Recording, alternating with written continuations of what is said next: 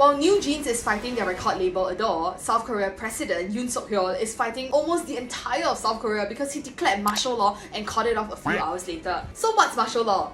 Well, to put it simply, martial law is like the government saying, "Oh, we're doing a timeout for normal rules and now the military is in charge." And this usually happens during emergencies when civil authorities are deemed unable to function. Extensive power is given to the military and there's often a suspension of citizens' civil rights. From daily matters like curfews and movement controls to larger issues like restriction of press and temporarily taking over judicial and administrative authority. Essentially, the daily lives and freedom of citizens are impacted when martial law is in place. Singapore doesn't have a martial law act, but according to Article 150 of the Singapore Constitution, the President may issue a proclamation of emergency when he deems that a grave emergency is threatening Singapore's security or economy. When a proclamation of emergency is enforced, the President can make laws about almost anything if he deems necessary to secure public safety. The Parliament can reject the emergency declaration or laws laid out by the President and they will no longer be in effect. But as long as the proclamation of emergency is enforced, this doesn't stop the President from issuing new laws if required. So, will Singapore ever enter martial law?